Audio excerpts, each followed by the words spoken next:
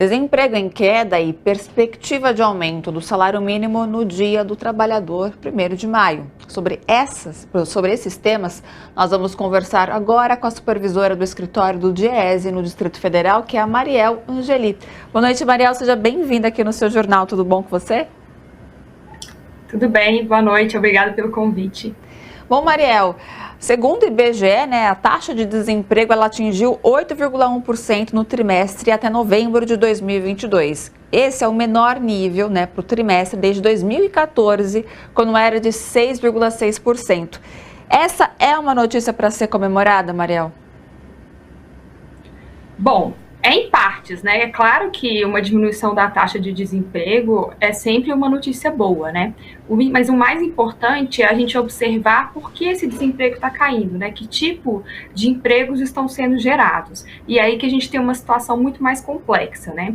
Desde antes da pandemia do coronavírus, né? Que começou oficialmente, em março de 2020, o mercado de trabalho brasileiro não estava numa crescente muito significativa. A gente tinha tido uma melhoria que ia acontecendo mês a mês, desde meados de 2017, 2018, mas assim, muito pouco e principalmente um dos maiores problemas que a gente tem tido no nosso mercado de trabalho é o rendimento médio do trabalhador, né? Então, quando a gente teve o início da pandemia, esse rendimento caiu bastante e a gente não vê uma recuperação acontecendo de forma significativa desde então.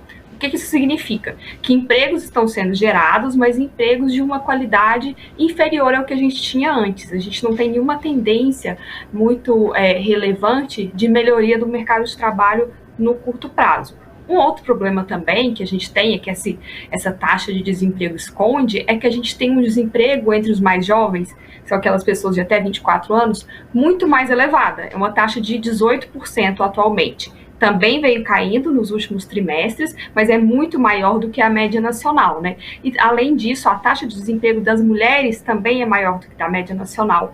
Como nós temos milhares de famílias, no Brasil que são chefiadas por mulheres, muitas vezes mulheres sozinhas, isso é um dado muito preocupante que a gente tem que levar em conta quando vai analisar a taxa de desemprego. E, Mariel, a gente também não pode deixar de falar que um dos piores resultados é que se refere à questão do emprego, sem carteira assinada. O empregador, na verdade, acaba fazendo com que o empregado não tenha a carteira assinada no setor privado. São 13 milhões e 300 mil pessoas, que é o pior resultado da série histórica, né? O que você acredita que está por trás desses números?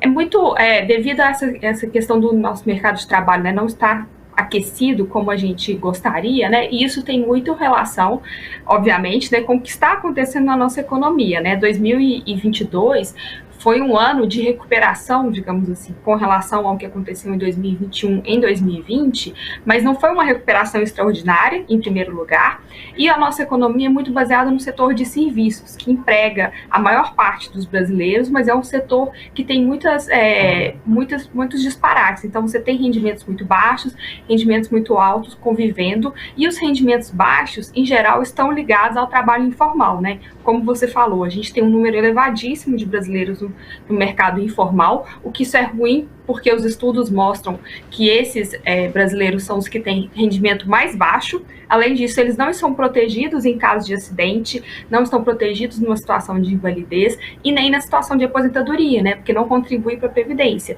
Então, talvez mais importante do que diminuir a taxa de desemprego é a gente resolver o fato de que a gente tem um mercado informal muito significante, é uma taxa muito maior do que a desejada para o nível da economia brasileira.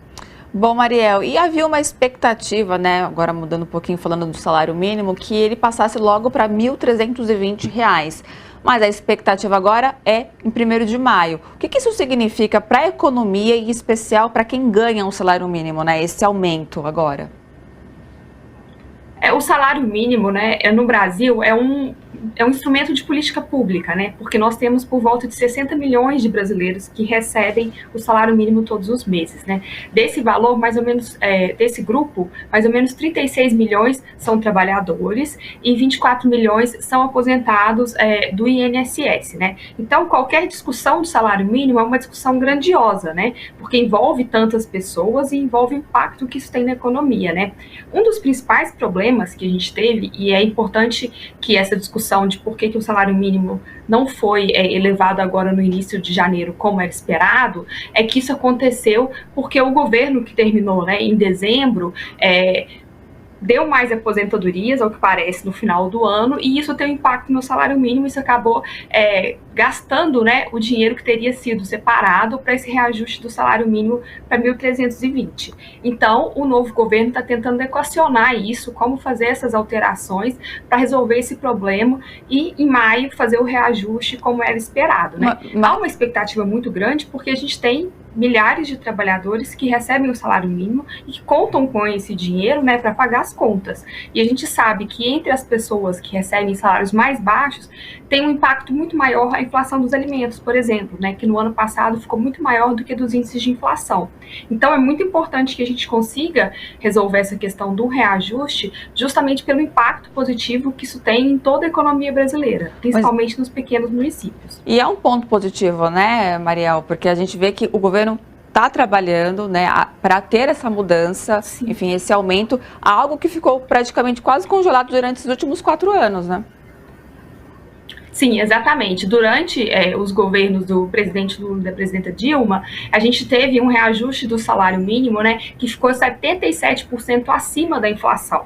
E isso teve um impacto muito grande no mercado de trabalho e no crescimento da economia, na melhoria das condições de vida dos brasileiros naquele período. Então, a gente sabe que isso tem um efeito positivo e a impressão que passa é que o governo está tentando equacionar isso justamente porque ele sabe que isso vai ter um impacto positivo muito grande, né? Não só pensando no mercado de trabalho, a gente pensar nos aposentados também. Nós temos milhares de famílias de aposentados brasileiros em que a aposentadoria é a única fonte de renda daquela família. Às vezes uma família de 3, 4 gerações que sobrevivem na base da aposentadoria. Então, o reajuste do salário mínimo também é importante para essas pessoas, né? E é por isso que é uma política social tão relevante para a gente discutir agora em 2023. Tá certo. Mariel, obrigada, viu, pelas suas informações, pela sua participação na noite dessa sexta-feira aqui no seu jornal e até uma próxima. Obrigada, até mais. Até bom final de semana.